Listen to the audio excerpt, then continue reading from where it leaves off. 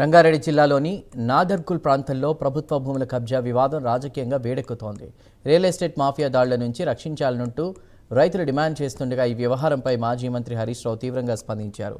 బాలాపూర్ మండలం నాదర్కుల్ పరిధిలోని కాసుబా కంచెలో ఉన్నటువంటి సుమారు 373 ఎకరాల ప్రభుత్వ భూములను అక్రమంగా ఆక్రమిస్తున్నారంటూ స్థానిక రైతులు ఆరోపిస్తున్నారు.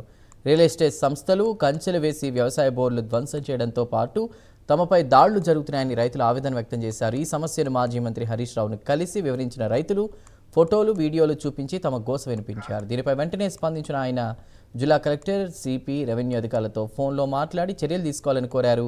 ప్రభుత్వ భూముల రక్షణ కోసం ఏర్పాటు చేసిన హైడ్రా లాంటి వ్యవస్థలో పెద్దల కబ్జాల విషయంలో ఎందుకు స్పందించడం లేదంటూ హరీష్ రావు ప్రశ్నించారు. రైతులకు న్యాయం చేయాలని డిమాండ్ చేశారు.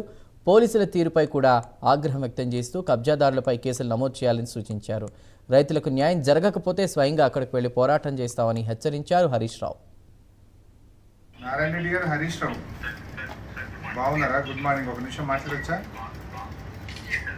ఇప్పుడు నాదర్గుల్ రైతులందరూ వచ్చారు. మహిళలు ఒక 50 మంది, మగవాళ్ళు ఒక 100 మంది, 150 మంది నా దగ్గరికి వచ్చారు.